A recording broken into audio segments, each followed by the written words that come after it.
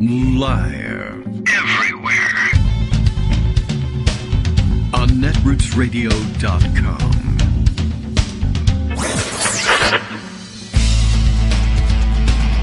David Waldman. Kagro. In the morning. Now, here's David Waldman. Hey, good morning, everybody. How you doing? It's Monday, May 8th, 2023. What the hell's going on here? Apparently, we're doing a radio show, so I don't know. I sat down, and there was a microphone, so I figured we might as well go ahead and do this. Another crazy morning here, but coming to the end of to the end of crazy morning time. Well, crazy morning times that I can blame on having to get a high schooler out the door. After that, it's all my own fault. Although... all right. Well, largely it's been my own fault the whole time, but don't tell anybody, and don't blame me. I just want to be unaccountable and be allowed to do whatever I want. Is that okay? I watched the coronation a little bit this weekend, figuring that might inspire me to be unaccountable and do whatever I want. Didn't really work very well, but did you spend any time watching that? I thought it was interesting. I went purposefully on, well, no, I did. I mean, I turned on the television on Saturday morning purposefully to see it because I had turned on something else and turned on the computer and opened the phone and had seen on Mastodon someone mentioning the coronation. But now probably for months now, I've been saying, oh yeah, is that today? Like, I have no idea when the coronation is, which is kind of an interesting phenomenon in the English-speaking world, given that, you know, here in the United States, even where for some strange reason we still have this fascination with the monarchy that we, threw off. But, like, really there should be an element of patriotism in not paying attention to what goes on. But for some reason people are still fascinated because it's the ultra celebrity kind of a thing. And I guess the original lifestyles of the rich and famous maybe is really what it is. That everyone still loves it. And anyway, I just found it interesting that I figured that probably in the UK, it was on mostly every channel, or I don't know, I guess now that I think about it, I don't know if the situation is still that you basically have, 4 channels, but I guess now everybody has got satellite televisions and you have 100 channels like we do too. I don't know. I haven't been over there in a while, like 30 years a while. But anyway, I thought it might be the case that multiple channels might be covering the coronation, though they may have divvied it up a little bit and just said, well, one channel, BBC One will cover it and everybody else can do other stuff or whatever. But anyway, it was hard to find here. And, one, because generally speaking, they thought, well, we'd make more money selling commercials on something else than our regular Saturday morning programming. And 2, we're America, we don't have, a king, so whatever. But then I thought maybe if I looked on the satellite dish and I looked at the BBC channels, they would be covering it, but they weren't covering it either. And that was probably because, by the time it was morning here, well, actually we're done with the whole coronation ceremony over here. And, we're not just going to play reruns all day. Anyway, it was sort of interesting. Then I watched it and I sort of, I was interested in from a procedural perspective. And, the only thing about it that, I didn't like besides, having a king was, and this was, I think, a widely applauded decision for the television audience that cared in the UK and elsewhere. That once, I almost forgot to turn down. I gotta adjust the volume on the Skype here. But anyway, I think I had turned it up to play some things on Firefox. All right, so King Greg the First is here, and congratulations on your coronation over the weekend, by the way. And yes, What I wanted to know is whether or not Charles was able to get a sufficient second. He was, but only barely. I mean, this is the part that really bugged me, actually, was in order to shorten the ceremony and to make it less, I guess, fuddy-duddy and stupid and really the length. Apparently, the last coronation, I didn't see it live, but they were saying for Queen Elizabeth, they continued the tradition, which really is, I think, the heart of what the coronation was supposed to be about, but don't ask me, I'm not British, is So they go through the whole thing, and they're anointing him and enrobing him and enthroning him and giving him scepters and crowns and such. And then at that point, orbs. Don't forget the orbs. Yeah, although I didn't see them give him the orb, but he has an orb. He carried it at one point. Okay, so they definitely have scepter orbs. in one hand, orb in the other. He had a scepter in one hand and a rod when I was watching, and it's like, that's a scepter. It's the same thing. I don't know. So technically, apparently not.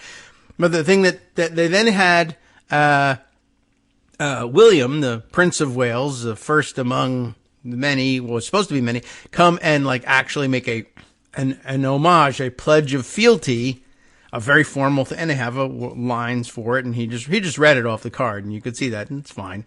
But pledging, I am your man of life and limb, pledging to fealty to the king, and apparently, normally, everybody's got to do that. All the dukes and earls, everybody, all the nobility who hold their rank by virtue of the monarch's grace, I guess, come and pledge, you're the king and I believe it, and don't worry about it. And it's very important for the children to come and do it, because they basically have to say, look, Dad, I promise not to kill you, at least in this first week.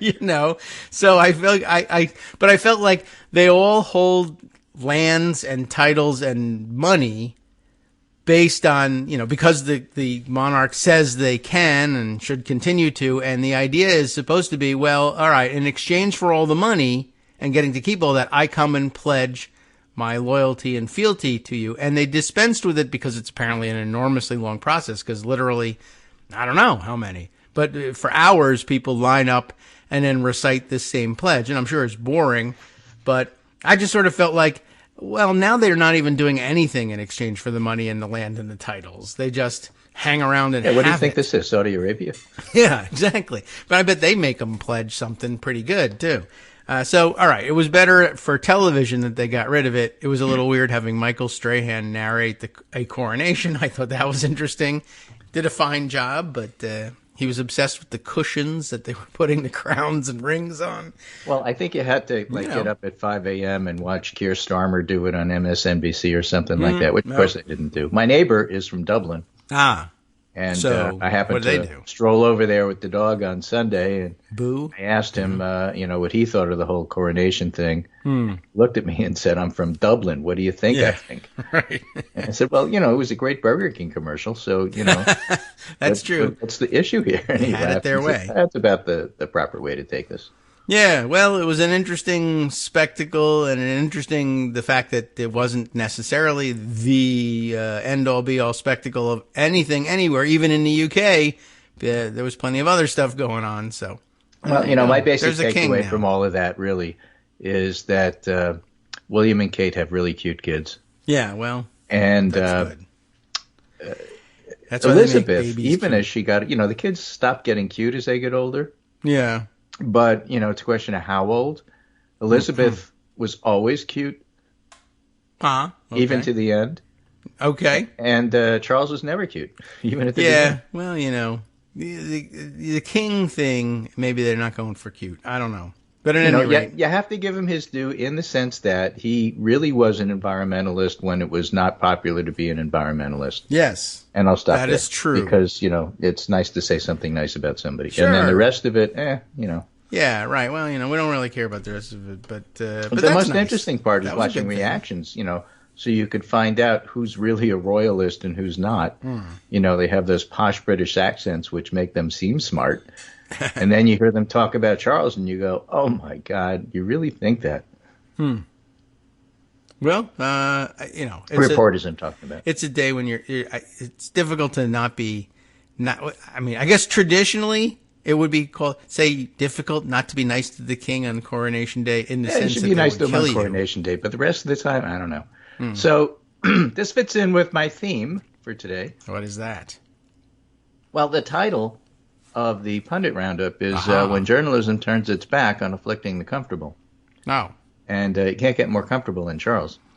No. Yeah, I think that's the whole point of the monarchy at this point. Yeah, well, although, it didn't seem like a comfortable affair there. And I'm not sure all the places he sits are terribly comfortable, but I suppose you get used to it. There's a lot of oil involved. That's interesting. Oil and cushions. Yeah. Although if somebody had placed a whoopee cushion, it really would have been like world class spectacular. Yes. Okay. Yeah. All right. Anyway, and probably would have been Andrew too. So when journalism turns its back on afflicting the comfortable, and I took that title from a wonderful Charlie Pierce letter in Esquire. Okay. Because there's very few people that write like Charlie Pierce. And he started out by saying, I was sweeping up the detritus of the past weekend's renewal of the annual We Don't Give an F About Actual Journalism soiree in Hootenanny, sponsored by the White House Correspondents Association. Yes. Right. A whorehouse with about 500 piano players, which is a wonderful line. Generally, it's a completely revolting schmoozathon in which the corporate and entertainment elite converse, and otherwise hobnob with professional and professionally starstruck journalists, while the corporate and entertainment elite pretend to be dazzled by cable TV news hosts. This was the first time the bordello was at full operation since the pandemic. Same circle, different jerks. Okay. And he says, ordinarily, I wouldn't even bother shooting this fish in a barrel thing. But then I saw the guest list. Okay. Right? You have, the usual standouts. You have Schumer and, White House Communication Director Ben LeBolt and John Legend and Chrissy Teigen. All right. It's kind of normal. And then David Bossie. Huh. And that's it. That's the Saturday end of everybody's credibility right there. David Bossie, a career rat effer who has never taken a breath of air that he didn't use to befoul American politics, a man who threatened American democracy years before Donald Trump got around to it. He's invited. You got to start attacking Bill Clinton by all means, fair and foul, and mostly foul. He allegedly barged into the hospital room of a cancer-stricken man to demand to know whether or not the man's daughter had killed herself because she was pregnant with Clinton's child. Some gossip he picked up from the pool room liars in Little Rock. And, there he is. Huh. And when Bossie got caught doctoring jailhouse tapes of Clinton attorney Webster Hubbell, it was all too much even for the fire-eyed Republican snipe hunters, and Bossie was fired. But old rat effers never die, and sometimes they make comebacks, and sometimes they make history. He was head of Citizens United. Mm-hmm. Just a reminder of who he is. And then he's invited, and he gets to hobnob with everybody. Yeah, well. Which is essentially the press saying, okay, well, I understand that, Donald Trump tried to overthrow the government, the federal government, our government, and our way of life and democracy. But let's give him a town hall on CNN on Wednesday. Yeah, well, that'll be exciting and fun and a little, like I always say, a little more beer hall than town hall. But right, and then the same thing that leads to, look, the Republicans are trying to hold the American economy hostage and throw us into a recession, and the other side is trying to negotiate. Whether or not it's in good faith remains to be seen, because I don't think anybody has any faith in the Republicans. But that's not how the press is covering any of this, So I think Charlie's right. Yep. And hence the title for the pundit roundup. So he's specific examples besides that. Here is S.V. Date writing May 7th, 2023 in the HuffPost, which used to be called the Huffington Post and isn't any longer. Call it Trump's coup attempt because it damned well was. All right. By failing to remind our audience what Trump did each and every time we mention him, journalists normalize his attempt to end American democracy on that January day. Donald Trump once bragged that he could shoot somebody on Manhattan's Fifth Avenue and not lose any supporters. What he didn't mention is how quickly the news media would pretend like it never happened. Instead, we'd focus on the latest juicy tidbits of who was in and who was out among the Mar-a-Lago crowd. How do I know this? Because we're doing it right now. Trump is the only president who used the threat of violence and actual violence in an attempt to remain in power, the very definition of a coup. It was the singular, unique act of his tenure, truly historic, and failing to mention January 6th in a story about Trump is akin to writing about Neil Armstrong without mentioning the moon landing or about Jeffrey Dahmer without bringing up cannibalism. Yes. Right? It's like you're doing a feature on Jeffrey Dahmer's living room and how he likes to decorate. But you didn't, mention, well, why do we care about this guy? Who is he? Oh, yeah, he did that. Yeah, well, it's a habit. We just did that. Well, by the way, Amy Chozick did over the weekend with what was her name? Elizabeth. Yeah. I can't remember her last name either. The crook who, Elizabeth Holmes, who stole money and fraudulently tried to kill people by claiming that her high-tech company could diagnose things that it really couldn't, leaving people who were victims of the scam at the mercy of ravishment by their disease. And Amy wrote a whole piece about, I know who she is, but look how she's changed her life and how soft and wonderful she is now. I'm not that person anymore, sort of thing. Mm-hmm. Yeah, well, it's easy to change your life. What the hell is journalism doing? That's not their job. But it happened. I had to report that she changed her life with the billions of dollars she stole. So back to SV. It all raises an intriguing question. What level of depravity would Trump have to engage in before news outlets regularly mentioned it in coverage? A serial killer? Child molestation? Both? Or would we even then ignore the conduct to get an inner circle aide to return a phone call? Yeah, it's a good point, except for the fact that, he is a child molester, and he's mentioning it as though he wasn't. Right. In a story about how you have to mention what he really is. He bought a beauty pageant so he can walk into the dressing room. Yeah, it's what he's about. And Jeffrey Epstein operated out of Mar-a-Lago off the pool deck and recruited the towel girls from straight out of Mar-a-Lago. And now, now that he's dead, horrors, I forgot. I never heard of such a thing. I don't even know who the guy is. Donald Trump, he was an active, and I guess he's not active anymore, maybe because he's almost 80, but he is a child molester. And in a story about call him out, you should call him out. But you'll get sued by the super powerful Trump courtroom juggernaut. The gossip sheets, otherwise known as Political Playbook and Punchbowl, are trying to deal with the debt limit discussion. And they're doing it in their usual way. These gossip sheets are fueled by Republican leaks, Republican framing, Republican point of view. And in so many words, what they say is, while we doubt the Democratic position and plan at all, let me give you a minute-by-minute, blow-by-blow description of what's happening on the important Republican side. Is there one? Because there are sources for this piece. Okay. Yeah, well, that makes sense. So every single day is like that. Today's version is Political Playbook, the GOP plan to manage debt limit expectations. Now, why do I read it? Because sometimes they have useful things. Here's a useful thing. They give you a week ahead calendar, for example. Today, as a reminder, today's closing arguments for the E. Jean Carroll civil suit. By the way, Trump didn't show up to testify last night. Yeah, he had till 5 p.m. yesterday to show up, and he didn't. So closing arguments today, and the jury gets to decide tomorrow. All right. Also today, Pulitzer Prize winners get to be announced. Who does? Sometimes the Pulitzer Prize is interesting. Sometimes it's not. Okay. It depends who wins it. Some of the previous winner, you look at them and say, "Oh my God, how did they win?" Yeah, that happens. Like Kathleen, whatever her name is, who used to write for the Washington Post, but I don't see her name anymore. Oh. Tomorrow, President Biden hosts congressional leaders for debt limit talks, as if that's important. Well.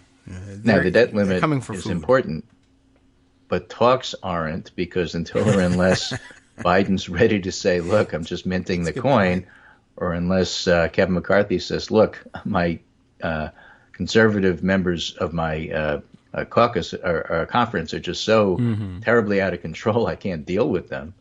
Until that happens, none of these talks matter much, so that's all for show. Wednesday, Labor Department issues new CPI inflation numbers. And Trump appears at Town Hall on CNN. On Thursday, Title 42 border protocol expires. And on Saturday, both DeSantis and Trump are going to be in Iowa. All right. By the way, Sunday's Mother's Day. Oh, okay. Well, happy Mother's Day, Iowa. This is your chance to something. So, Political Playbook, again, carries it as, look, even Democrats are questioning their own rejection of negotiations, but House Republicans have their own headaches. And that's it. That's all they have to say about the Democrats. But House Republicans have their own headaches to contend with. The key challenge McCarthy and his deputies face is to figure out a way to placate conservatives. No, that's not the key challenge. The key challenge is preserving America's reputation and good faith. Well, they're not going to do that. Well, So. But Our step key back and challenge look is at the other reporting. They start with Republican framing, right? A win is placating conservatives, and let's write everything else from that point of view. Oh, you're being unrealistic if you don't report it that way, because this is what, well, F you. Charlie Pierce is right. What happened to afflicting the comfortable? Where are you? Why are you doing this? Well, yeah, clicks and money. That's why. I guess so. I don't know. Literally, their sources are Republicans. So every single day, it's a list of here's how Republicans think. And it's just so weird because Democrats aren't following the playbook and they're flummoxed by it. And so they don't really have anything to write. I don't know why. I mean, it feels like so many Democratic politicians have something to say every day. I don't know why they don't get. Maybe they need to offer their quotes in secret and say, like off the Tom record. Emmer, Republican Minnesota, says the burden's on the White House to negotiate. No, actually, the burden's on Republicans to not break the economy. Pressed on other key questions, Emmer was similarly nonspecific. Would any debt limit deal win a majority of the GOP majority? Historically, a key threshold for party leaders. That's the Dennis Hastert rule. Dennis Hastert, the guy who's in prison for child molestation. Hey, what do you know? I wonder if they'll exclude him from polite society. I don't know. He could get invited to the White House. Historically, a key threshold for party leaders. Charlie Pierce is right. Yeah, I guess so. Well, if you live long enough, if you survive your prison term, you'll be invited to a White House Correspondents' Dinner. Right. We pass everything with Republican votes. That's what we do. Would he be able to keep 5 Republicans from breaking ranks and joining Democrats? Gimmicks don't work. What does it mean? Discharge petition. Okay. That one doesn't. Because, one of the great powers of the speaker, even one as weak as Kevin McCarthy, is controlling what comes to the floor. Yeah. Not so clear in the Senate, but in the House, whoever's speaker, if you don't want it on the floor, it's not on the floor. Yeah, provided Unless you have, you do one of these weird discharge petitions. And interestingly, I guess there are some rules about having a discharge petition needing to be filed 30 days prior to bringing it up, except Hakeem Jeffries actually did that. Okay. And so it's sitting out there waiting. So that rule doesn't matter in regard to you can't do it because, why didn't they? It's too late. They should have brought it up last week. Well, actually, they did. He just didn't tell anybody. Yeah. He had it proposed by some backbencher that nobody heard of and nobody paid attention because they weren't leaking to Politico. And so they didn't have it in the playbook. But it's there. The vehicle, the shell of what a discharge petition should need is there. Okay. And so good they preparation. Now you need the votes. Without the votes, it doesn't go anywhere. But the usually, requirement about doing it 30 days prior, covered. That's the usual. Like usually, you bring if there's a discharge petition that you should be able to leverage people with. If there's real pressure that you could bring to bear on them with a discharge petition, but you haven't filed it early in it, well, then, of course, it doesn't matter, but that's sometimes the dodge. Well, I would have signed it, but it wasn't filed in time, so it doesn't make any sense for me to sign on now. It can't go anywhere. It's invalid. No, it was filed on time. Oh, well, other reason and less popular reason or, less viable reason. I'll give that one instead. This is my go-to was they didn't file it in time, but they did file it in time. Well, then in that case, they're asking for something that's unconstitutional or something. So basically, the Politico story is that they're trying to figure out what Republicans would consider a win. What would they? Like if they get any, not all, but any of the things they asked for, then they could declare victory. Which, if it's minor enough, I don't really care. That's fine. I guess it depends what it is. Sure. Depends what it is. My minor, first choice would be simply to break them and mint the coin, so that they don't melt them down wind up doing this every time. Yeah. But Plan B would be let them declare victory on some minor thing that nobody but them cares about, and get rid of the debt limit. And the question, of course, is for how long. You have to throw it till after the election if you're going to keep it. But better not to keep it. Better to get rid of it, my point of view. Yeah, well, it's nothing but trouble. We have one side, which is literally holding the United States economy hostage and the other side trying to figure out how to prevent that from happening. Clear good guys and bad guys, and so naturally the New York Times has a headline, "In debt limit talks, Biden and Republicans start far apart." Yeah, they do. That's true. Charlie Pierce was right. This is another example of simply not telling the truth. Yes. In a way to, avoid afflicting the comfortable. That's right. In kidnapping scenario, it's FBI true. and The perpetrator kidnappers are far and apart. the family whose child was taken share little common ground. Right. That's true. Yeah. They need to come together and find a solution. It's not a very good presentation of the actual reality on the ground, but, you can't take issue with whether it's true or not. That's right. One side has said very clearly, put $5 million in unmarked bills in a satchel and leave it by the mailbox, if there still is one where you live. I was accused of shooting a man in Reno just to watch him die, and, you're ignoring the fact that he died of lead poisoning. He did that, and it's your job to say so. So, Speaking of shootings, there were plenty over the weekend. Yes, we are UTC, Under the Cloud, as usual.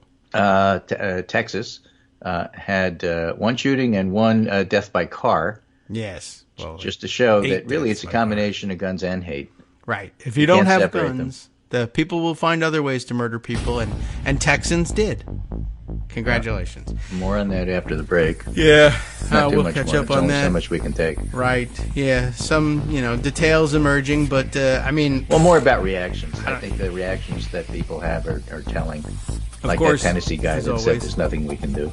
Yeah, that's always He said one that of them. to the Nashville shooting, but, more Not of that. even thoughts and prayers? That's crazy. All right. Well, we'll come back. We'll address all of that in our next segment.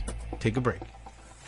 Hi, everybody. It's me, David. Let's change things up from the old fundraising pitch for just a minute and talk instead about how you can be a part of our show. If you've got a smartphone or any other electronic recording device, why not sit down and record a segment for us? Read us an important article and give us your take. Read one of your own original essays, or even just give us your commentary on something you'd like to share that's important to you. Then send the file to me at kagrox@gmail.com, and I'll try and work it into the show. Short segments, a few minutes in length, are easiest to fit in. And of course, I can't always guarantee that I'll be able to play everything, but if you've ever shouted at your radio or TV about something you wish was being covered, here's your chance to change that. Make the show your own. Send your submissions to me at kagrox@gmail.com.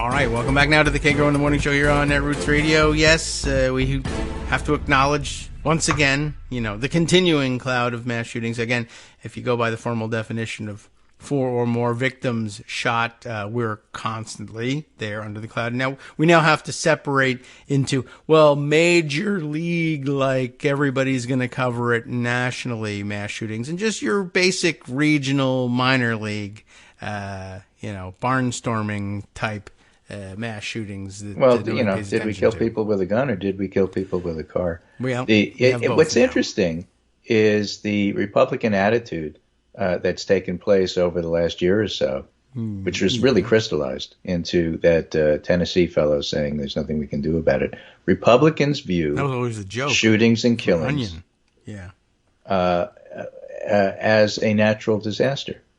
If 7 people lose their life in a tornado, that's terrible. There's really nothing we could do. Let's send thoughts and prayers and maybe some, vigil money to the community and help them rebuild.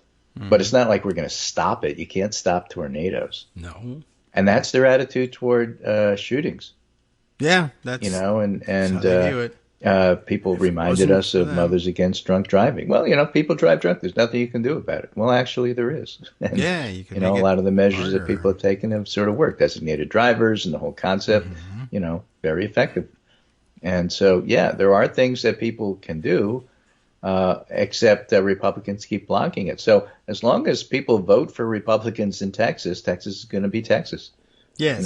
That can stop. They didn't always vote for Republicans. Why they do is another story altogether. Yeah. But, if you elect people who will do something, then they will do something. That's also true in Tennessee, and it's also true everywhere.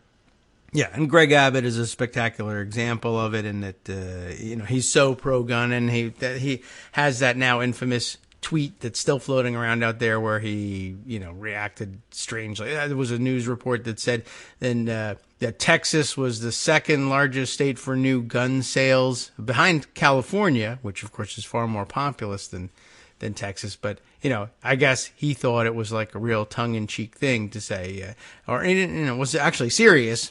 But he thought he was being funny, saying, "Come on, Texas, pick up the pace. I'm embarrassed that California has bought more new guns recently than Texans have." And of course, then they made it even easier by loosening restrictions, and they now have permitless carry in Texas, and it's got consequences, and the number of severe and national headline style mass shootings that have happened under Abbott's watch. He's supposed to be taking care of these people in Texas. They've had the Sandy Springs, is that right? Or Sanford? I can't remember the name of the church shooting that they had there in 2016 or so, and Uvalde and the El Paso and Walmart and there's like 4 or 5 major league mass shootings. Paula Reed had one of the Republican representatives on, and she said to him, many people argue that prayers aren't cutting it, and Kevin Self's answer was, well, those are people that don't believe in an almighty God who's absolutely got control of our lives. Yeah, well, so it's basically there's nothing we can do. It's out of our hands. It's up to God. Yeah, that was really a remarkable response. It really was. Dr. Wade Bjorn on Twitter says, this is one of those situations like the joke about the guy whose ship sinks and he prays to God to save him and passes on a lifeboat, Coast Guard helicopter, and gets to heaven and said, "Why didn't you save me?" And God said, "Well, I sent you all that stuff." Yeah. It was about the rawest expression of, I don't know what, determinism, and just like we give up, and not to mention that, but the aspect of the religious aspect of it, just why are you even in Congress? Like, what's the point of you going and voting on anything? Why should you be taking? Can you explain to me why, with that attitude, you take $180,000 a year out of the Treasury to show up and vote on things? Why don't you just let God take care of it? Yeah. But no, of course not.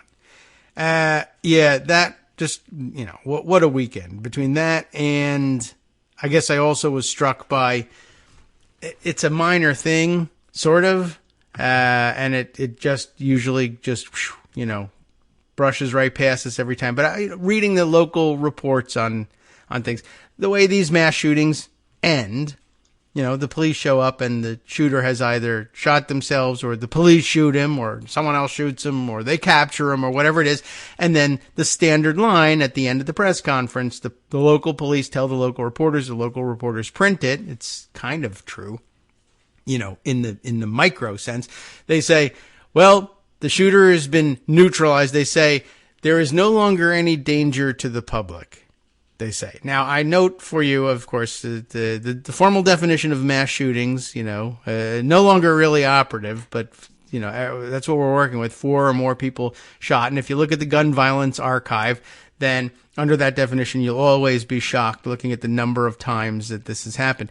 203 times this year, and it's just the beginning of May. 203 times this year, yes, there's been a mass shooting, but more to the point, the police have told everybody there is no longer any danger to the public. And I am beginning to think that there's still a danger to the public. What they're saying really is, look, we shot the crap out of this guy, and you should stop giving us a hard time about doing our jobs, okay? Yeah. We're going to say that we neutralized them because it sounds all sort of fancy schmancy and professional, but we blew him apart. That's what we do. That's why you pay us, give us more money, and we'll keep you safe. Right.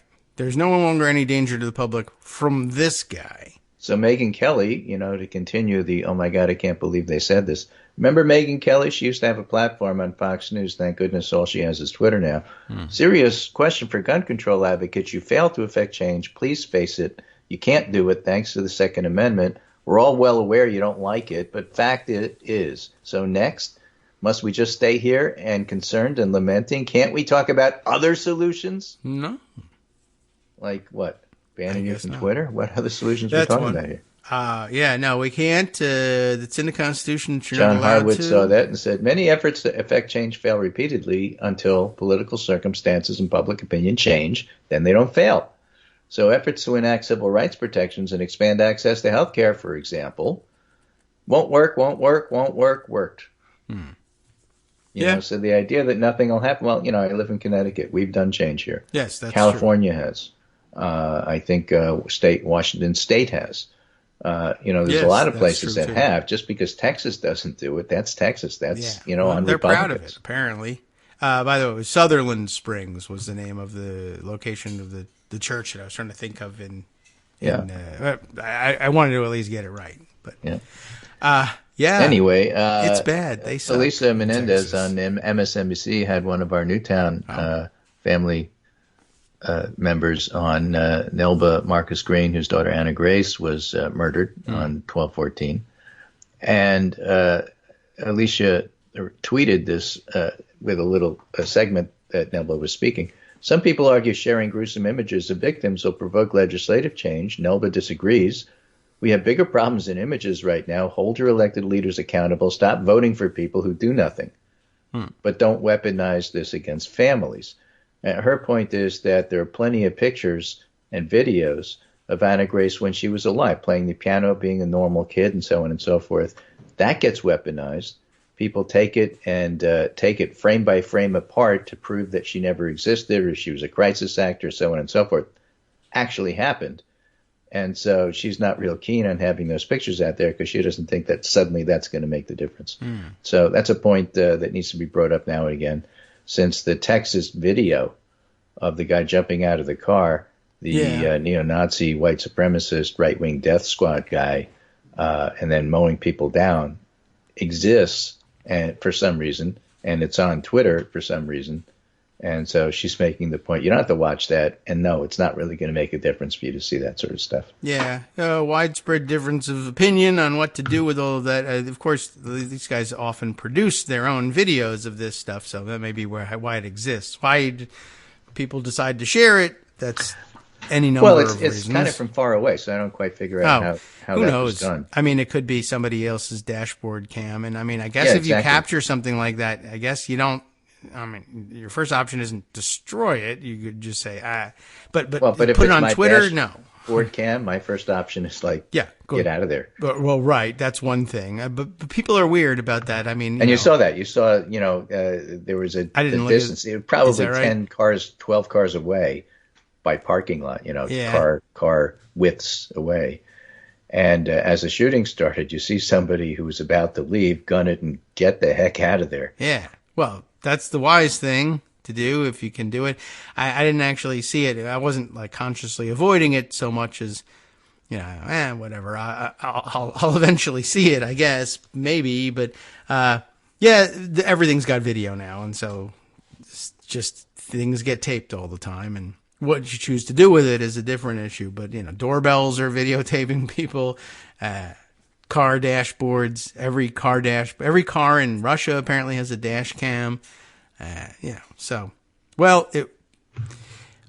Wow, what a weekend. Anyway, and by the way, the reference to right-wing death squad, not just an offhand thing. Apparently the guy had a patch on his however he was dressed, in tactical garb. They now, all carry these things. Well, there's a red rectangle is that with what it is? White lettering RD, RWDS. Right-wing death squad. Right-wing death squad. Mm-hmm. And that patch has been floated around. Whether it's true or not is really difficult to verify. Mm-hmm. But that patch has been floating around on, for example, pictures of Proud Boys and others. Yes. So it's really hard to know if those pictures are true and if this picture is true. But it comes up for discussion. Yeah. All right. Well, just in case you were wondering why are we saying that? That's what they call themselves. But the patch is a red. If you happen to see it, it's a red rectangle with white lettering, capital letters, RWDS. All right. Now, this is from Kaiser Family Foundation, a trusted source. I can't verify any of those pictures with the RWDS patch. No. But this is from Kaiser Family Foundation. Gun assault rates doubled for children in 4 major cities during the pandemic, new data shows. Yeah. A wider analysis from Boston University included a review of gun assaults between mid-March 2020 and December 2021, Chicago, Philadelphia, LA, and New York. Mm-hmm. Black children were 100 times as likely as white children to be victims of fatal and non-fatal shootings. Mm-hmm. Okay, Pre-pandemic, they were 27 times as likely. Researchers excluded accidental shootings and incidents of self-harm. Oh. Study author Jonathan Jay, who studies urban health, said the team looked at the rates to understand whether some children were at higher risk than others. We know that children of color, even before the pandemic, were more likely than non-Hispanic white children to be shot. We also knew that child gun victimization seemed to be increasing during the pandemic, but nobody had looked at how racial disparities in child victimization might have been changing. In fact, they have, and in fact, they've gotten worse. Yeah, I didn't have much doubt that it would. Pandemic with people, I mean, where do you keep your guns? At home. Where are you every day, 24 hours a day, 7 days a week during the height of the pandemic? At home, hanging around the guns. So, meanwhile, let's cover some good news. This is the Hopium Chronicles by Simon Rosenberg over on Substack. And Substack does have some interesting authors, some of which you can read for free, at least for the first few. First one's free. All right. The May jobs report, U.S. economy remains remarkably strong. Republicans are trying to ruin it. Getting back to this is how you should cover what's going on with the debt limit discussions. The May BLS jobs report is out, and it's another good one. 253,000 net new jobs. So 33.8 million jobs in 16 years of Clinton and Obama, 12.7 million jobs in 26 months of Biden. 16 years of Clinton and Obama gives you 33. 2 years of Biden gives you 12.5. That's pretty good. 1.9 million jobs in 16 years of Bush, and Trump. Yeah. Biden's jobs report is 6 times as many jobs as were created in the 16 years of the last 3 Republican presidencies combined. Yeah. 2 years of Biden is 6 times as many jobs as all of the Republican presidencies combined. Yeah, and same weekend. So who's better on the economy, folks? Right. And polls routinely say Republicans. They're better on the economy and crime because everybody knows this, because taxes they say and support the police. Right. And then specifically they asked who is better on the economy, Trump or Biden. And it was like, but I mean, you could. Well, we'll get to that poll in a minute. That was the Washington Post poll over the weekend. Well, and we will cover that. But the Biden economic track record, on the other hand, has been very strong. GDP growth over 3%, 3 times what it was under Trump. 6 times as many Biden jobs as the last 3 GOP presidents combined. Best COVID recovery in G7. Lowest unemployment rate in peacetime economy since World War II. Lowest poverty or uninsured rates ever. Very elevated wage gains. New business starts. 2 job openings per unemployed person. Real earnings up in 2022. The deficit went up every year under Trump and has come down every year under Biden. Domestic oil production on track to set records in 2023. Plus historic investments in future prosperity, including infrastructure, chips, climate, and healthcare. And so that's the background. Facts, and that is something you can run on. Yeah, but facts are so dumb, man. Right? Like, so, there's a lot of discussion about how Biden really needs to frame what's going on here. But you mentioned there was this ABC Post poll. Biden faces broad negative ratings at the start of the campaign. The president's approval rating slipped to a new low. More Americans do not doubt his mental acuity, and his support against leading GOP challengers is shakier than at this point 4 years ago. However, Oliver Willis points out in this Gallup piece from July 2011, registered voters, July 2011. Remember, the election is in November 2012. We're talking about Obama here. Oh, all right. Registered voters by a significant margin in July 2011 now say they're more likely to vote for the Republican Party's candidate for president than for Obama in the 2012 election, 47 to 39. Okay, I mean, that did not happen, I believe. This is a pollster who picked up essentially an R+7 sample. Oh. Right? 25% of respondents contacted by landline. All right. People over 65 terribly supportive of Biden, and people under 30 terribly supportive of Trump. If you're under 30 and have a landline, All right. Yeah, that you look back at it and say, okay, that's nice. Throw it on the pile of other polls. That's where the aggregators come in. The aggregators are not showing any change in Biden support at all. And basically, a year and some months prior to an election, normies don't pay attention. That's true. The people out of power, the Republicans, of course they're going to answer the poll. I hate that Democrats are in power. I'm going to answer the poll. Yeah, and the people who normally vote for Democrats are like, there's stuff going on. There's a shooting in Texas. I got my life to live. It's spring. I got wedding plans. I got this. I got that. I'm not answering the stupid poll question. So you get what the pollsters call a differential non-response, in which the Republicans are happy to answer and the Democrats are busy.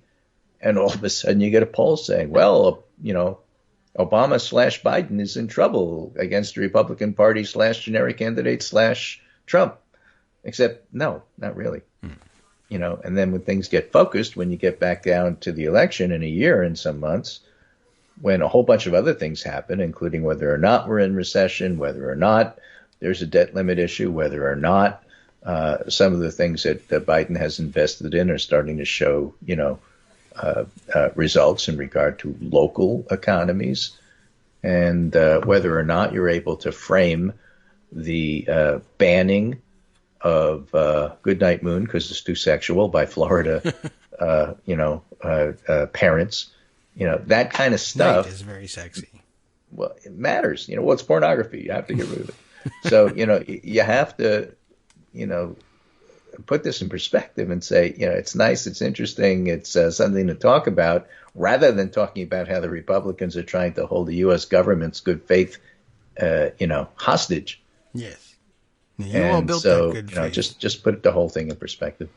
One poll, don't pay attention to that one. Yeah, poll. it was just quite an annoying one, and of course, you can discount any one poll, but you're right to have all the facts laid out for you about the performance on the economy and the important things about the economy, Democrats, while incumbents, versus Republicans, and to still have people come away with like, oh yeah, not only that generally Republicans are better, but that specifically Trump was worse. Specifically, Trump was very clearly worse on every possible measure. I've just told you he destroyed millions of jobs. Biden creates millions of jobs. And Who's now better? the Republicans basically want to take money away from taking care of cancer, and they want to take money away from building in your local communities. They want to defund the police, actually. Yeah. And you think that this is good for you. I say it's not. I'm going to stop them. I mean, that's basically what Biden has to do. Rather than being the general, well, I refuse to negotiate with people who aren't serious, and you have to get specific. They're trying to take away your cancer care. They're trying to take away your mother's Social Security. They're trying to take away your mother's cancer care and your Social Security.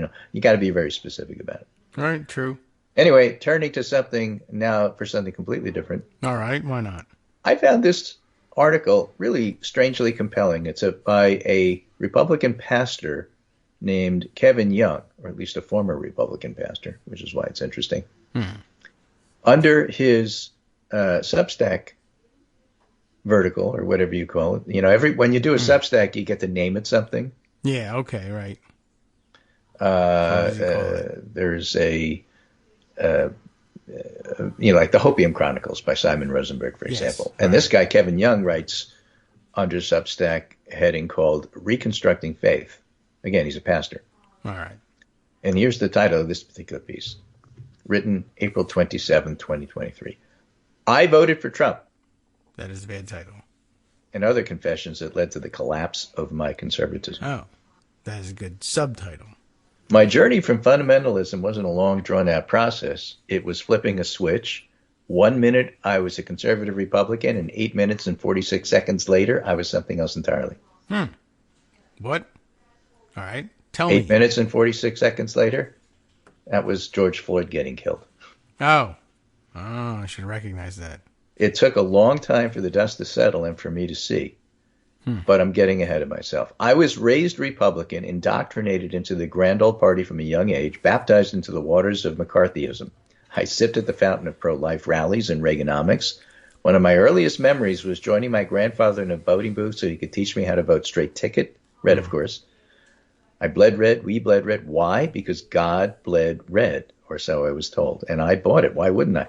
Every influential voice in my life reinforced the narrative of that conservative Republican, that conservative Republicans were the party of God doing his work in this world. Democrats are evil. Christians are Republican. Jesus was conservative. Every sermon, every Bible study, every conversation inside the Christian bubble, Bible college, seminary, pastorate, row after row of bricks. But then, and I was climbing the ladder. I was living the dream of every evangelical pastor. Yes. And then, true. Some bricks started to be missing here and there from the wall. Like, for example, I met enough Democrats over the years to know they really weren't evil, at least not all of them. Yeah, they don't seem different. I made friends with Democrats. I didn't know they were liberal when I met them, but they seemed like nice people. And then I found out they were Democrats. Another example, my favorite boss in the church media department I served in during seminary had been a closet liberal. And, looked like he had a deep love for life and people. And it bothered me because actually I hadn't known a conservative to love other people like this.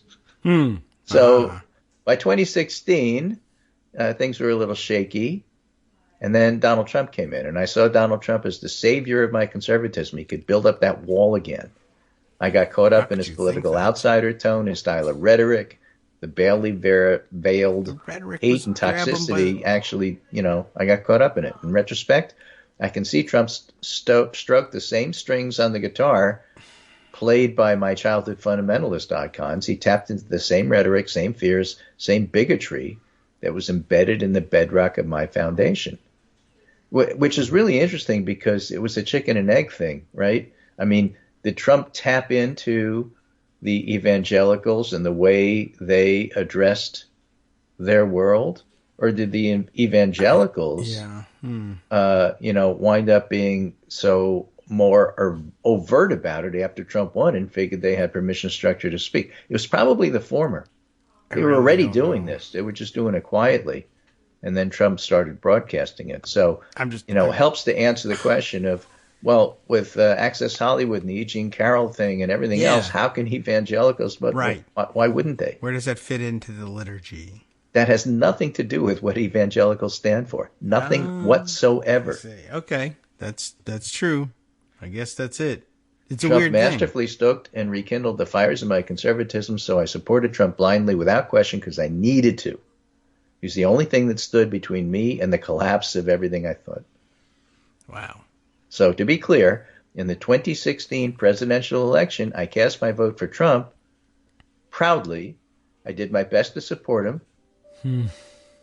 Compassionate conservatism was out, having been replaced by a more caustic brand of conservatism within the Republican Party.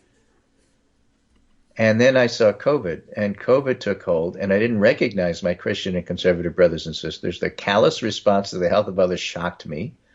All told, I lost 19 people to COVID, which makes sense. In his world, probably none of them got vaccinated and wore masks. All of them would be alive had conservatives and Christians practiced love thy neighbor. But I couldn't see it at the time.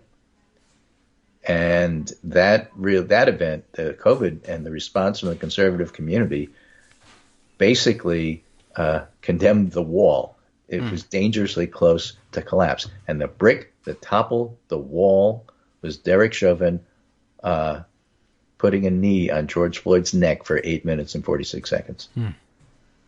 And even now, that moment reduces me to tears. I can't breathe. This is a Republican pastor. Wow. Who the end, in his heart, actually takes this stuff seriously. Like, you don't kill people. Yeah. And Derek Chauvin killed George Floyd. Yes. So everything shifted. I was in a new place. I had a new way of seeing. The old life passed away. All things became new. That story wrecked me. It wrecked my belief system. I've never watched somebody and something so egregious, so inhumane, so sinful in real time. And remember, he's an evangelical pastor. Yes. And I am convinced, he writes, that Jesus, as he always was in the Bible, was on the other side of the wall, not with me. My wall had been so high, I couldn't see it. Wow. All right. So it was gut punch after gut punch, a switch flip. It's really kind of a searing piece here. Yeah. I mean, I find the best restitution is to use my voice platform and privilege to help others, and that's what I'm really passionate about at the end of the day. So am I progressive? Well, I hate labels, but I suppose I am now. You should know, though, that I came to this place kicking and screaming, and it was Jesus who dragged me. Yeah, I voted for Donald Trump once. That's my confession. And Grandpa, if you can hear this, in the next presidential election, I'm voting straight ticket. Okay. Well, there you go. That's all he wanted you to know was that it's a little off the beaten path, but you know, sometimes you have to hear it. People really are human on the other side. Don't dehumanize them. This is the kind of people you can persuade. Okay, it's one out of 330 million, but they're out there. I guess it's hard to tell, too. Like, you know, there was like 10, 15 signs that, you know, looking back, you really this should have been a moment for you too. And it wasn't. And you know, how many moments do you, allow people to have before you give up on them and say, this is not a person that's going to change? You know, who knew that we could sit around and wait for a murder to change his mind? Like, okay. That matter of all murders. Yeah. I mean, but I'm glad it changed his mind. But I mean, yeah, what do you do with somebody like that who hasn't yet reached their moment? But, you know, you step back and say, what is he really saying? He's really saying I was really super conservative, but I got changed by Black Lives Matter. Yeah, which I guess is pretty interesting. I guess that's the reason why they're so intent on making sure no one ever learns about it or the truth behind it. Exactly right. And that must be it, because you might lose an evangelical pastor at one point. Well, it's very interesting, and I wish it was something you could bottle and accelerate. Or, like we say, we wish we could scale it. Yes, that's right. Now you're a billionaire. All right, welcome back now to the Kagro in the Morning Show here on Netroots Radio. So that was inspiring, although, yeah, you know, as I was saying, I wonder how long do you have to wait for people to come around to these decisions, and do you have to wait for vicious murders to change people's minds one at a time? And hopefully there's more than one of them. Presumably, the fact that it's being expressed this clearly and openly in Substack means that there might be more people like that who maybe have already had their conversion, plus more who may yet be to come. But you never know. Anyway, it's interesting to know. And there's an awful lot of people in the world, and you're going to find at least one of those every once in a while. Okay, let's see. Other things to bring you up to date on.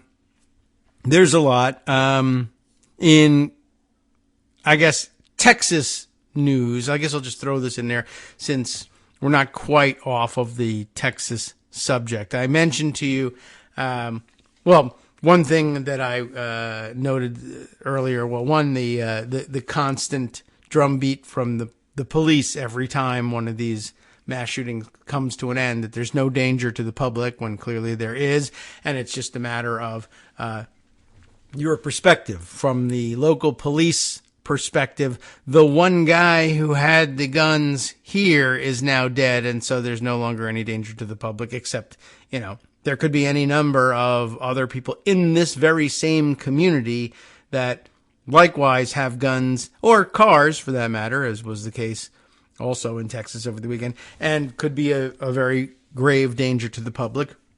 The problem is, of course, here's where I guess, again, Republicans are kind of wrong about this stuff. Like, there's no longer any danger to the public because we blame this violence on individuals and mental health issues, etc. And this individual with a mental health issue is now dead, and so there's no longer any danger to the public. Whereas other people sometimes consider that the danger to the public is the presence of those guns, and there are still guns, and so there is still danger to the public, and you should be aware of that. And I mentioned that I had said the other day that during the last mass shooting in Texas, like a week ago, when it was the guy who killed all his neighbors because they asked him to stop shooting in the middle of the night and waking their baby up. And so he murdered them all.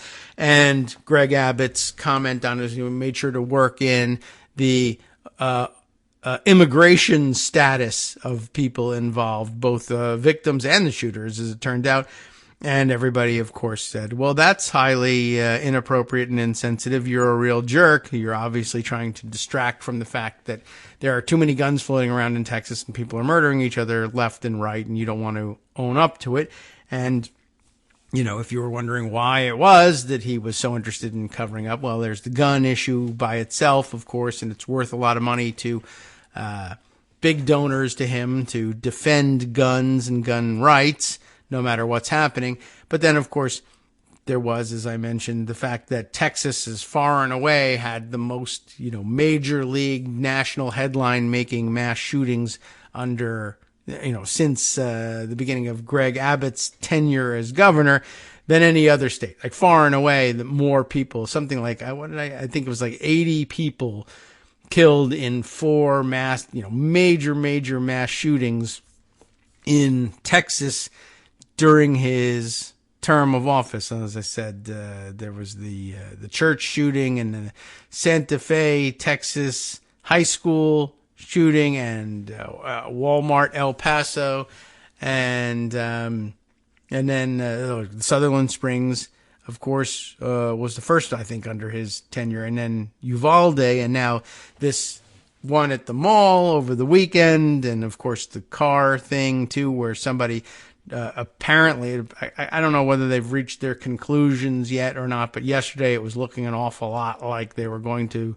be able to definitively conclude that this person had intentionally driven their car into a crowd of people waiting at a social services center for migrants, and, you know, apparently, I wonder if it would really fed off of his rhetoric about how here we have a mass shooting and we're supposed to be doing, at the very least, as conservatives, you're supposed to be pretending the guns have nothing to do with it and then saying thoughts and prayers, et cetera, et cetera. But then he inserts a dig using the foul, illegal immigrant terminology.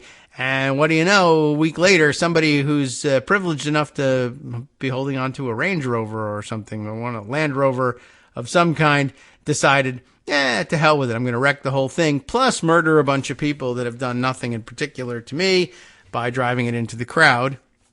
It was a bad weekend in Texas. It was a Texan weekend, anyway. And anyhow, I just found that sort of interesting that, you know, of course he wants to change the subject. Texas has it worse than anybody else by far when it comes to the number of these shootings and the number of people lost in these shootings. And there's more statistics that go with it, by the way, that don't even necessarily rely on the mass shooting metric. This piece I happened to see circulated over the weekend, and it made some sense that right alongside what I was saying, from reformaustin.org, organization about which I, you know nothing, but we can check their little about page anyway and see what they are and who they are. Reform Austin was created to inform Texans, you know, generic stuff, inform Texans about politics and politicians, high-quality investigative reporting and news analysis from a network of local correspondents, etc. So, managing editor here, Nick Anderson, listing a bunch of their authors here. But, you know, so sort of a news organization, yes, but one of the new forms of news organizations that acknowledges perhaps a partisan lean, but for, you know, and with good reason. They have it and they acknowledge it, as opposed to trying to hide it or pretend that they're completely neutral about all things. So, you know, I think a good development. And it allows them to report things like this, as Jeff Rauner did way back on September 8th of last year, but still relevant, of course. Texas mass shootings up by 62.5% since what? Since the permitless carry bill was passed. That's an interesting statistic, and it's even gotten worse since then. Just over a year ago, Governor Greg Abbott signed a law making it legal for anyone in Texas over the age of 21 to openly carry a gun in public without a permit or license. And since then, that was as of September of last year, the number of mass shootings has risen 62.5%. And by the way, I should look for the Mastodon toot from which I grabbed this thing. I think I retweeted it or boosted it or whichever we're calling it these days. I don't know. Yeah. And here was Aaron Conroy speaking about this thing and saying that the numbers had gotten even worse. Although maybe this is actually just taken from the article itself back in September. So maybe just a different framework, a different kind of metric that gives us these more startling numbers. So maybe I'll just continue with the piece because it doesn't look to be that long. From June 13th, 2020 to June 13th, 2021, when Abbott signed the permitless carry law, he signed it in 21. In other words, the year prior to the signing of the law, Texas had 40 mass shootings. It's a big state, but come on. Okay, 40 mass shootings. In that same time period, that is to say, the year after the signing of the, now you can just buy guns off the shelf, no permitting, no training, no nothing, just go ahead and carry whatever you want. In that same time period from 2021 to 2022, the number of mass shootings rose to 65, 40 up to 65. So 25 more. The numbers were compiled using the database from the Stanford University MSA Data Project, the Mass Shooting Tracker, Vox's Gun Violence Archives, Mother Jones, the Washington Post, the FBI, and the Congressional Research Service. All incidences met at least two definitions of a mass shooting. The math, this is the part that I was reading about on Mastodon. The math is even more damning when taking the number of victims into account. The 1 year period before the bill was signed, 187 people were killed or injured in mass shootings in Texas. In the 1 year period after, 375 people killed or injured, a 100% increase. Now, even if the 40 people killed or injured in the Robb Elementary School massacre are excluded, well, that was extraordinary. I mean, you can't count that. If you take those people out, the increase is 79%, an enormous jump in bloodshed. When the bill was signed, Texas Democrats predicted that the law would likely increase gun violence, and it did.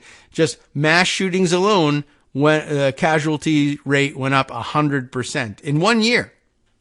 The permitless carry bill will cause more violence and loss. United States Representative Veronica Escobar of El Paso, a Democrat, of course, said in a statement at the time, despite overwhelming support for common sense gun violence prevention legislation like universal background checks, Texas Republicans, led by a cowardly governor, are more interested in groveling for the gun lobby's attention than they are in preventing gun violence and honoring victims and survivors in El Paso and across Texas.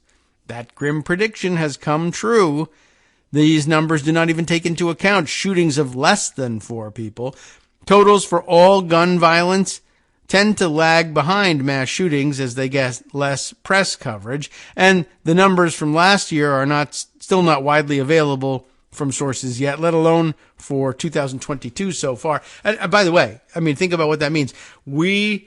People are shot so often and in so many places in this country that compiling data from news reports won't even give you anything close to the real statistics. There are plenty of shootings that don't even get reported even in the local newspaper. Somebody got shot again, big deal. But it takes forever to compile this stuff. And in other countries where the shootings are so rare and such an incredible breach, I assume you probably, well, one, it makes national news, and anytime somebody even has a gun, that's national news. But a shooting? Now around here, it just might not even make the news. ABC 13 recently stated that since the bill had passed, shooting deaths in the state were up 5%, with injuries being up 3%. I don't think that even actually accounts for anything close to what they're talking about. But I guess gun violence overall. What's amazing, though, is how many more. Maybe that even makes that makes their point anyway, and it makes the point even worse. It makes it sound like I'm sure gun enthusiasts would say, so permitless carry has increased shooting deaths by 5%. Well, one, it's not supposed to increase shooting deaths at all. More guns was supposed to make us safer. An armed society being a polite society, presumably polite people not killing one another. But apparently there was a 5% increase. But they might say, of course, to that, 5%, who cares? What's interesting is that, well, when you talk about the number of people killed and injured in mass shootings, like, just complete go nuts, shoot everybody at random, go to the mall because you're mad today and start murdering people, that's up 100%. And, when it comes to, well, should we let people just buy guns every 5 minutes if they want to? No paperwork, no permits, no nothing. Just go from I don't have anything to I'm armed and capable of killing people en masse at the mall at, however long it takes to run a credit card process in a store. Well, the result of that is 100% increase in the number of people killed and injured in mass shootings. So, maybe that's something to take seriously. Permitless carry isn't without some restrictions, apparently. It applies only to handguns, which must be holstered. Those who are prohibited by state and federal law are still banned, and private businesses can still bar guns from their property. And by the way, they're supposed to, they say, the guns must be holstered. If you have the gun tucked into your waistband or the back of your pants or something, still nobody bothers you. Nobody could probably see it. But even if they do see it, it's not like cops are going to stop you and say, hey, that should be holstered. The way they'll bother you if you don't have your seatbelt on because safety, But guns, well, that's not something we worry about safety with.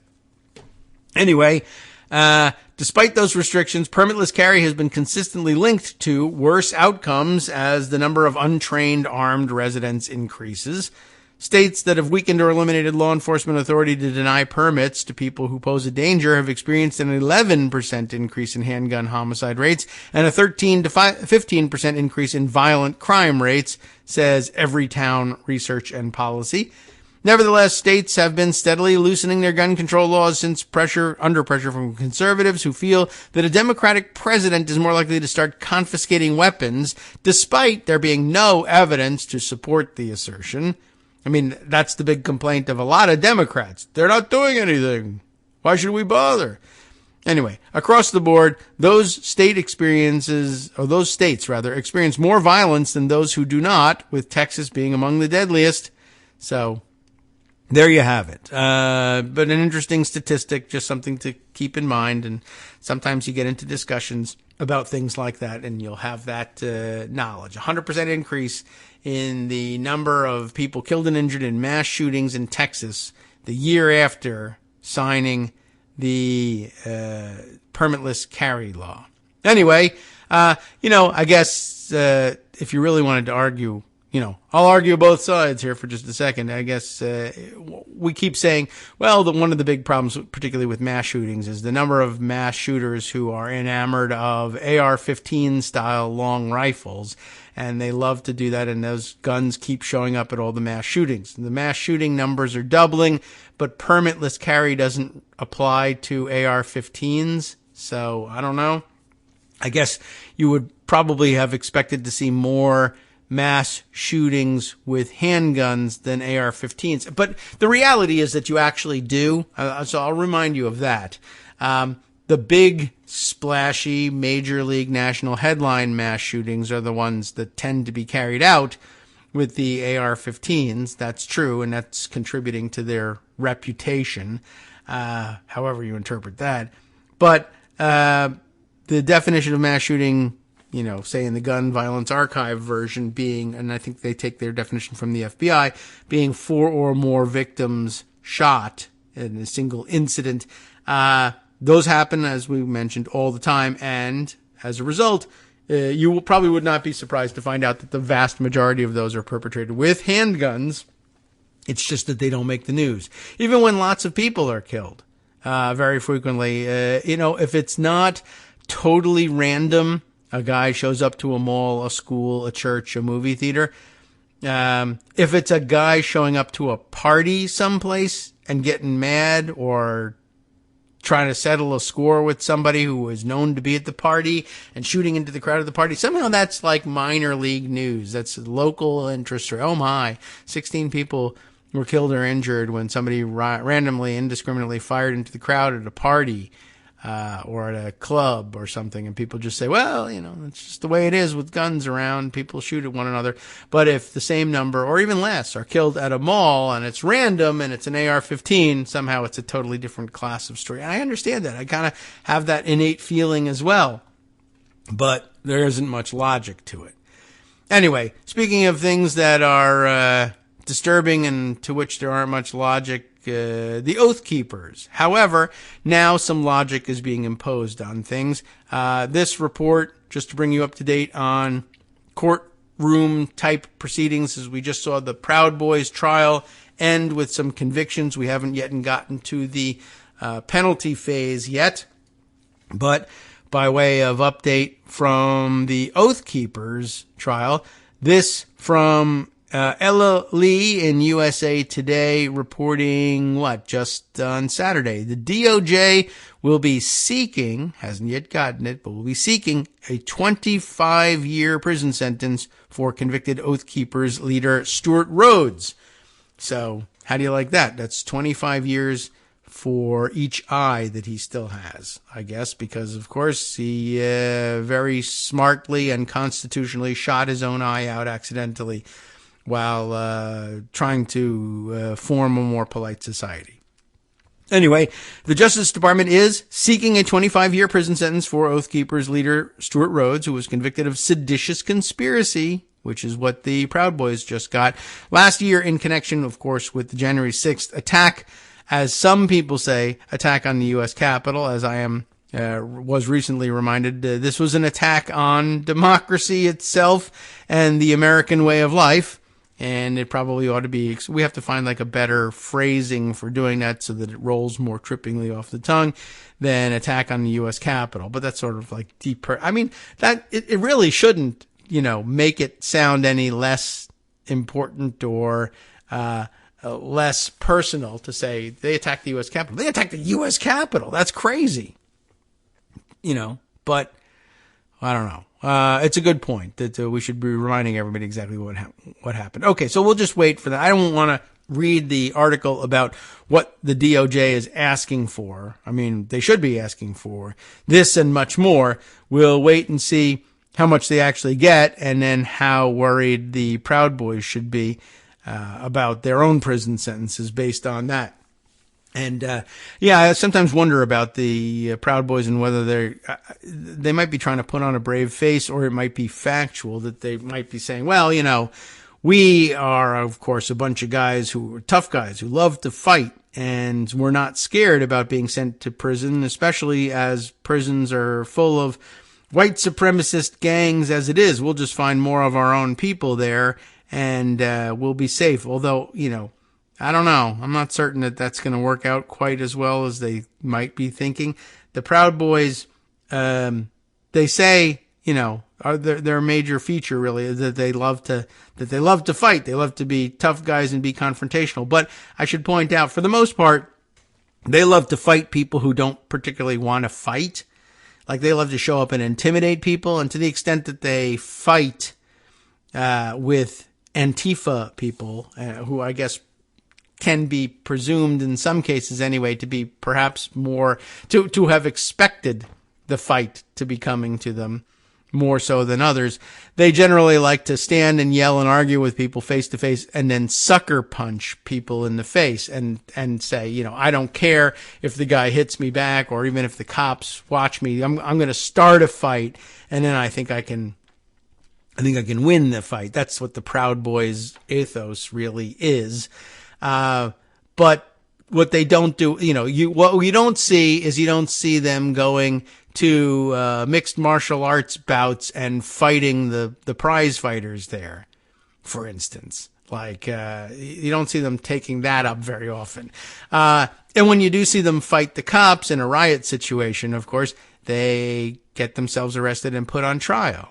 Although it was a good point that we were reading just the other day, Gwen Snyder, was it, writing, Proud Boys don't frequently get arrested and put on trial for intimidating regular people and attacking regular people. When they attack the state, that's a bridge too far, which I guess should be expected. But you'd think they'd come down on them a lot harder, right? If you're gonna, if you're afraid of bringing charges against them for just attacking regular people who the government is supposed to be protecting, and you're not going to do that job, that when they do actually attack the state, the outrage should be that much greater. We should be hanging these guys. That's the way they dealt with seditious conspiracy back in the Civil War days. On post-Civil War, they'd have a public hanging of 4 or 5 of them at a time when it comes to seditious conspiracies to overthrow the United States government. And these days, of course, we're plea bargaining down from this, and they're somehow sad about that. So anyway, we'll keep an eye on this stuff and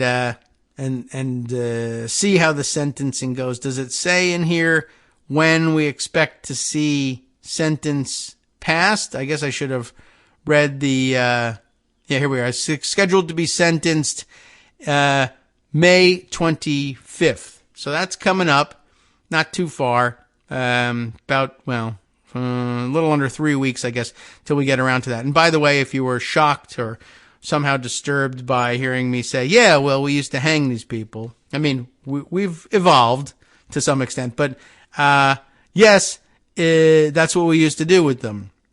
That's the fact, and this little paragraph jumped out at me here. The sentencing request is the first for a person convicted of seditious conspiracy in connection with the January 6th attack, showing how the Justice Department is approaching punishment for the rare Civil War-era charge. Seditious conspiracy wasn't something that I guess was always around, and we haven't tried anybody for it for quite a long time. So, Civil War-era charge, and the Surratts and co-conspirators in Lincoln's assassination, hanged side by side right there in Washington, D.C., and there's photos of it, and, things have changed since then, but hey, what can I tell you? A seditious conspiracy is a seditious conspiracy. That's why when I read S.V. Date's piece over the weekend, and maybe we should read a little bit of it, because it was good, solid rhetoric, but it does remind me that while he's taking us to task about the way we cover Trump in the campaign and we shouldn't treat him like a regular candidate, but we also shouldn't be treating him like a candidate at all. Honestly, the debate, I know this is disturbing. I know there are people who are, vehemently opposed to capital punishment, etc.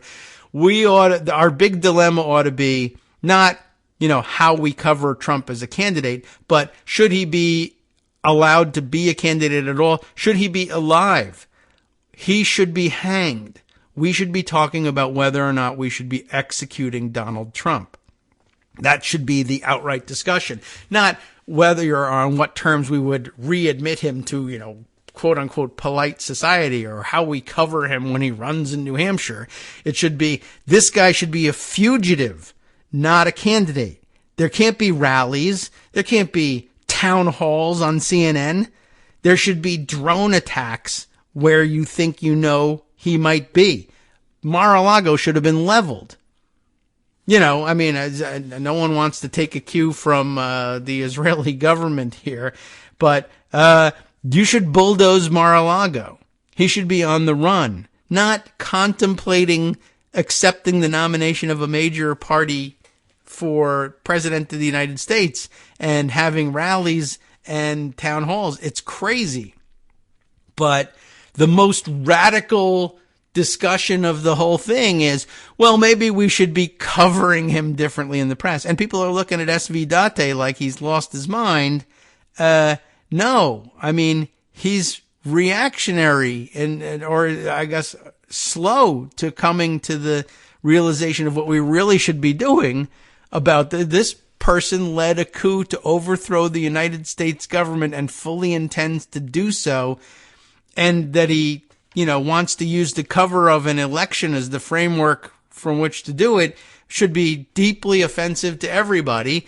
And the only way to, I guess teach people that following this guy is a path to destruction is to say, like the conspirators against our government in Lincoln's assassination, like Saddam Hussein, who wasn't overthrowing the United States government, but was a danger, we still hang people for being dangerous criminal types, even if we don't hang them in this country. But we deal with them in other ways, and I don't know. All we can do is send the message of this is a path that will lead to your eventual destruction, although I suppose we could demonstrate that backwards by destroying them first. Hi, everybody. It's me, David Waldman. Yes, the same guy who interrupts you all the time. Interrupting you one more time just to tell you again, another reminder that your contributions are what keep this show on the air, and patreon.com, patreon.com, is still among the easiest ways to make the sustaining subscription donations that keep us afloat. Are you ready for the pep talk about how our Patreon campaign is still going strong and growing? Well, too bad. Yeah, the plain fact is we actually are headed in the wrong direction, and whereas we once had about 175 monthly patrons, we're now actually down below 150.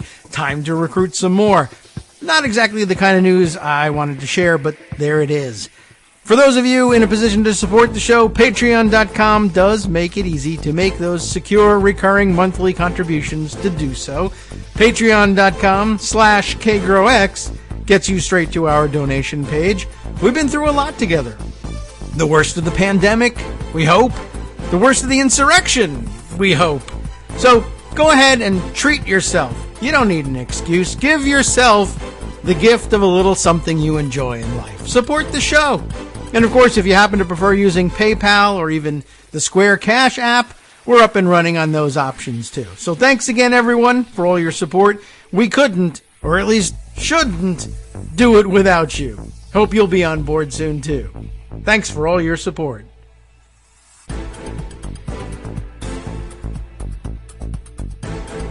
All right, welcome back now to the Kagro in the Morning Show here on Netroots Radio. Sorry if I disturbed you with that one, but yeah, this is what we ought to be talking about. And what I mean by just flipping the script on them is I guess you could teach the lesson to followers of Donald Trump by imprisoning and hanging a few of them, at least those guilty of seditious conspiracy, beforehand. I mean, that would be a big shocker. But I mean, I don't know how many people would, I suppose there's a theory under which people join out of celebration of the martyrdom, et cetera, but I don't know if we're really kind of, I don't know what kind of, whether we're really in tune with that culture here in the United States.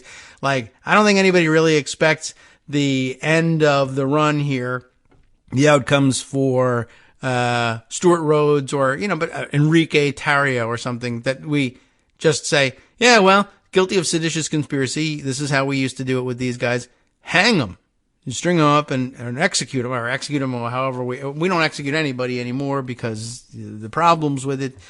But I don't know. It was Trump's idea to have firing squads. So maybe you have something like that and just say, yeah, you thought it was all fun and games and everybody was going to punch you until you could name 5 breakfast cereals and and really it's just a drinking club, an excuse to yell, insults at, LGBTQ people and people of color and, not get immediately either arrested for it or beat up for it because you're protected by a crowd of like-minded idiots.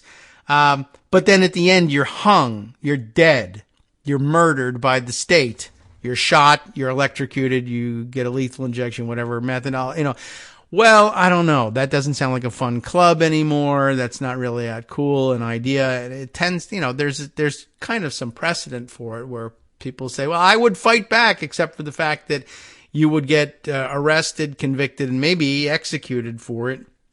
But even if you don't, spending time in prison turns out to not be that cool or glamorous, and it's really not like I thought it would be. Some of that has to happen at some point. Anyway, now jumping to other approaches to the same subject, I guess.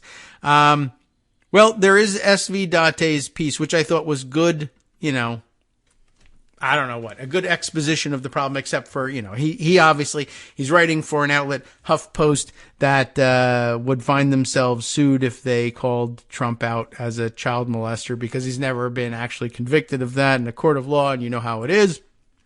And he doesn't go ahead and call for Trump's execution because that's not where mainstream or even non-mainstream, non-traditional journalism is at this point. But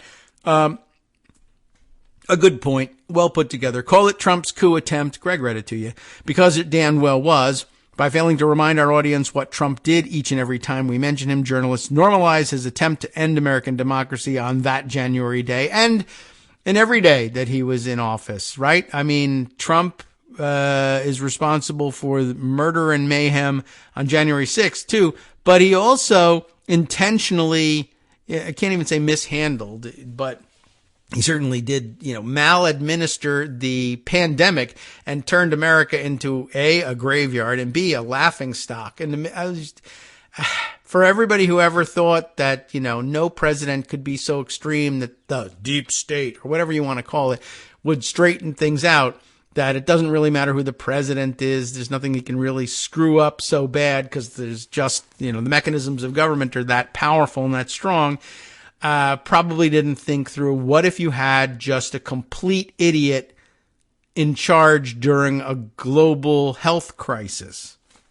And the answer is, on the one hand, they could be working hard, the government's still working hard and funding incredible efforts to develop a vaccine, but on the other hand, saying, maybe you could inject bleach, and maybe you could eat fish tank medicine and horse paste and inject yourself with bleach in the lungs, and and severe damage can be done this way. Millions of people are dead that didn't have to be if the regular United States had been there to really react to things and to really show people the way.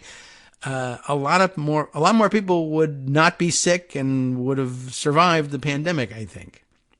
So, there's a little bit of a crime against humanity sort of thing hanging out there as well.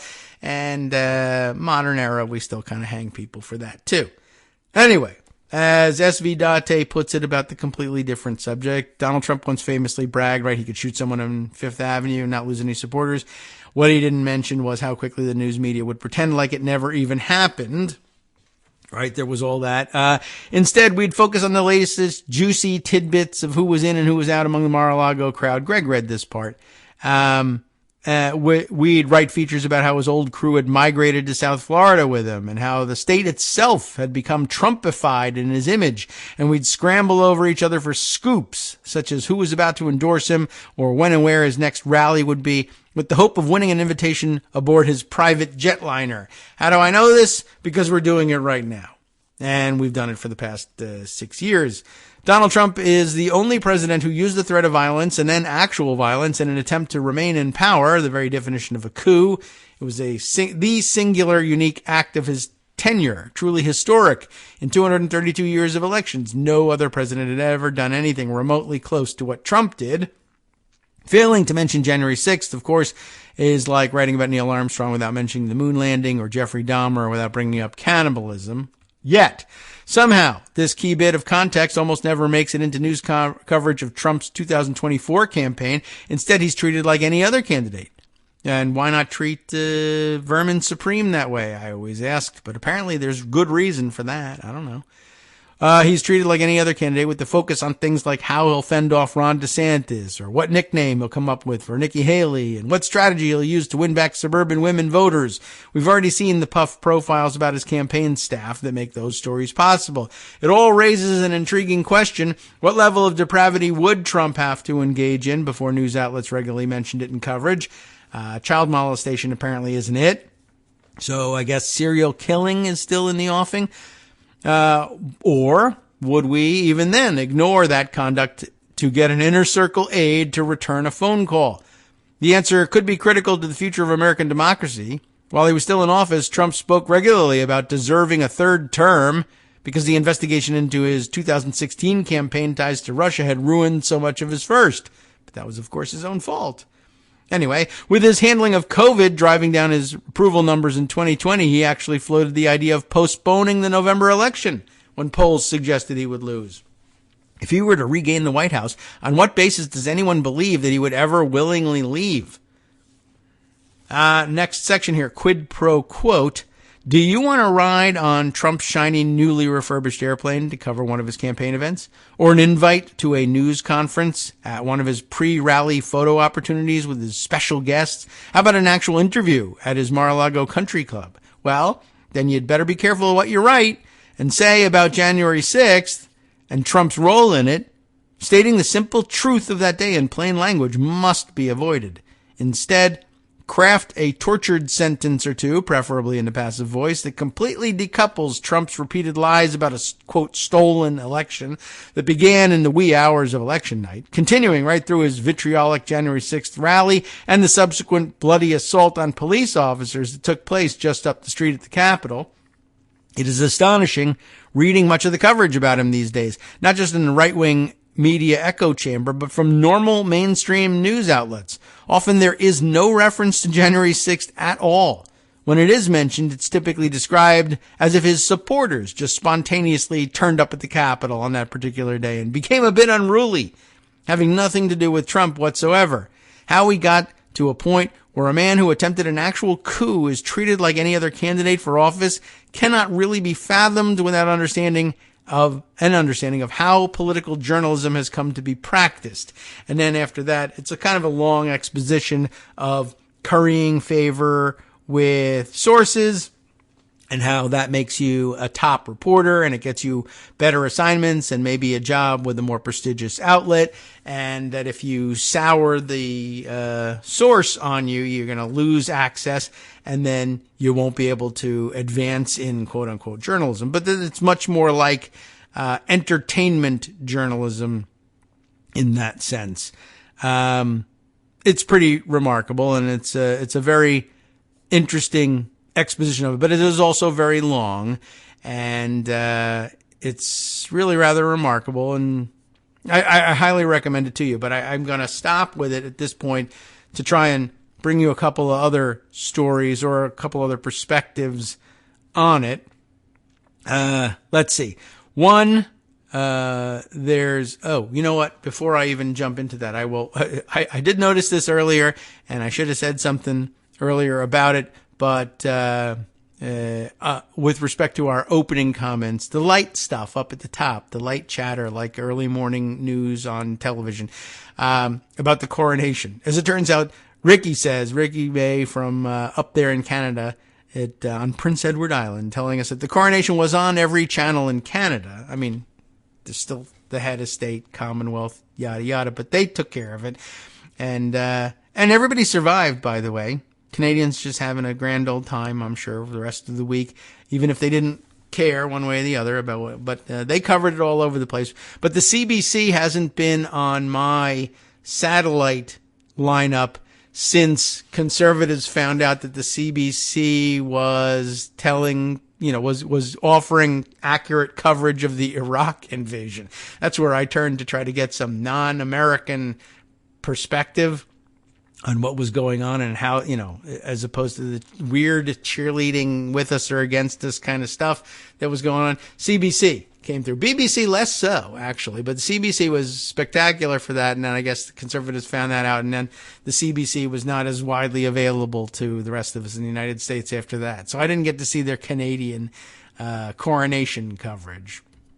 So, all right. Well, thanks for letting us know about that one, Ricky. Also, I know that was kind of a jump off the subject, but let's see. I also was pointed this weekend towards, another entry in another Substack from Heather Cox Richardson, who we go to fairly frequently. Greg often brings us in that direction. But she had some very interesting points about the gun issue and the happenings in Texas, which offered some really interesting historical perspective and things that, who would really enjoy this, I think, is Armando, because when he's argued with us about, well, not argued with us, but argued in general and talked to us about gun laws and the Second Amendment, he's been explicit. I think we should, he says, repeal the Second Amendment. And there's very definitely a growing chorus of voices for that. I still think the chances are, the barriers are insurmountable at this point, but it's good to hear that come up from time to time. And it's certainly good, because there's a lot of discussion always about just what kind of chicanery there was, in coming around to the modern interpretation, if you can even call it that, of the Second Amendment. And she's kind of addressing that here. For years now, she says, after one massacre or another, I have written some version of the same article explaining that the nation's current gun free-for-all is not traditional, but rather is a symptom of the takeover of our nation by a radical extremist minority. And I think you know who they are. We've been talking about them in every other context today. The idea that massacres are, quote, the price of freedom, as right-wing personality Bill O'Reilly said in 2017 after the Mandalay Bay massacre in Las Vegas, and that one was incredible, mostly not only because of the volume, but because it was of a country music festival in Las Vegas, and you'd think that would be like the moment for this ex-Republican evangelical pastor that Greg was telling us about. Like, they're even shooting me. And I'm armed and I can't do anything about it. I realize that I can't see where the bullets are coming from. And even if I could, firing at the windows of the Mandalay Bay Hotel from the street is not going to solve any problems. It's going to create them. But anyway, that's what O'Reilly said after 2017 Mandalay Bay massacre, in which a gunman killed 60 people and wounded 411 others. Well, nothing about it, of course, is new, but it is about politics, not our history. The Second Amendment to the Constitution, on which modern-day arguments for widespread gun ownership rest, is one simple sentence. As you know, you've heard it a million times. A well-regulated militia being necessary for the security of a free state, the right of the people to keep and bear arms shall not be infringed. There's not a lot to go on about what the framers meant, although in their day, this is interesting, I thought, good point, when you talk about the meaning of the founders and the originalists who are always saying, yeah, you gotta interpret things the way, words, even each individual word has to be interpreted the way it would have been interpreted at the time of the founding. In their day, to bear arms meant to be a part of an organized militia. Yes, we've heard that said, but I think this illustrative example helps. As the Tennessee Supreme Court wrote in 1840, so we're talking about old-time Tennessee, right? Tennessee. They wrote, a man in the pursuit of deer, elk, and buffaloes, because you could pursue buffalo in those days, now you can't, might carry his rifle every day for 40 years, and yet it would never be said of him that he had borne arms. Much less could it be said that a private citizen bears arms because he has a dirk or pistol concealed under his clothes, or a spear and a cane. Yeah, that was just, there were self-defense weapons, there were hunting weapons. They are arms. You do bear them in the sense that you carry them about, but bearing arms, a well-regulated militia being necessary to the security of every state, the right of the people to keep and bear arms shall not be infringed. Bearing arms was bearing arms for someone else, for the protection of the community, for, in an organized fashion, the protection of the state itself. Serving in the military, bearing arms, right? And if you put it that way, if you understand, bearing arms means taking up arms for your country and serving in the military. Would anybody, this is why you say, well, I have a hunting rifle. Yeah, you ever serve in the military? Yes, I hunt deer. No, have you ever served in the military? Yeah, well, I carry a little dagger in my waistcoat so that I can stab people who cheat me during poker games in a saloon. Or I have a sword, cane sword, this is an ancient sort of stupid weirdo, weapon to have, but there it is. I carry a knife to stab people who cheat me at cards. No, that's not bearing arms. That's, cloak and dagger stuff. Backstabbing people drunk in a saloon is not the same as serving honorably in the military. And that's a huge erasure of historical interpretation of what it means to bear arms. Today's insistence, back to her writing here, that the Second Amendment gives individuals a broad right to own guns comes from two places. One is the establishment of the National Rifle Association in New York in 1871, in part to improve the marksmanship skills of American citizens who might be called on to fight in another war, and in part to promote in America the British sport of elite shooting, complete with hefty cash prizes and newly organized tournaments. Just a decade after the Civil War, veterans jumped at the chance to hone their former skills. Rifle clubs sprung up across the nation. By the 1920s, rifle shooting was a popular American sport. Riflemen competed in the Olympics, in colleges, and in local, state, and national tournaments organized by the NRA. Being a good marksman was a source of pride, mentioned in public biographies, like being a good golfer. In 1925, when the secretary of the NRA apparently took money from ammunition and arms manufacturers, the organization tossed him out and sued him. NRA officers insisted on the right of citizens to own rifles and handguns, but worked hard to distinguish between law-abiding citizens who should have access to guns for hunting and target shooting and protection, and criminals and mentally ill people who should not, although it should also be pointed out here that in many cases their definitions of the upstanding law-abiding citizens who should have access to guns for various reasons were white people, whereas the criminals and mentally ill people were the black people, and black people who wanted to have guns wanted to do so because they were criminal and mentally ill. So there was definitely a lot of that going on. But they went on to say, okay, well, we differentiate between those two. In 1931, amid fears of bootlegger gangs, the NRA backed federal legislation to limit concealed weapons, prevent possession by criminals, the mentally ill, and children, to require all dealers to be licensed, and to require background checks before delivery. It backed the 1934 National Firearms Act and parts of the 1968 Gun Control Act, designed to stop what seemed to be America's hurtle towards violence in that turbulent decade, which also had a lot to do with black gun ownership as well.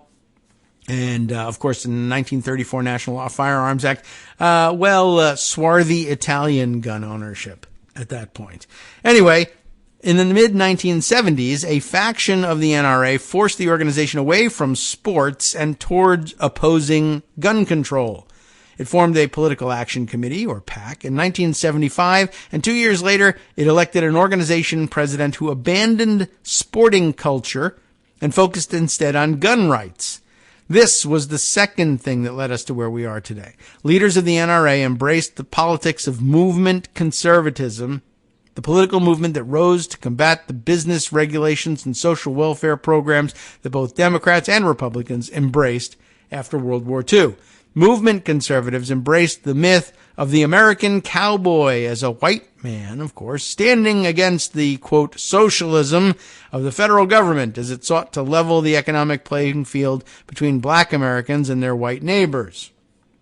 Leaders like Arizona Senator Barry Goldwater personified the American cowboy with his cowboy hat and opposition to government regulation, while television westerns showed good guys putting down bad guys without interference from the government. In 1972, the Republican platform had called for gun control to restrict the sale of cheap handguns. But in 1975, as he geared up to challenge President Gerald R. Ford for the 1976 presidential nomination, movement conservative hero Ronald Reagan took a stand against gun control. In 1980, the Republican platform opposed the federal registration of firearms, and the NRA endorsed a presidential candidate, Reagan, for the first time.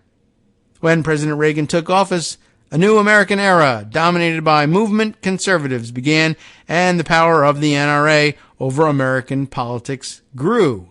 And guess what? In 1981, a gunman trying to kill Reagan shot and paralyzed his press secretary, James Brady, and wounded Secret Service agent Tim McCarthy and police officer Thomas Delahanty. After the shooting, then Representative Charles Schumer of New York introduced legislation that became known as the Brady Handgun Violence Prevention Act, or the Brady Bill, to require background checks before gun purchases. Reagan, who was a member of the NRA, endorsed the bill, but the NRA spent millions of dollars to defeat it.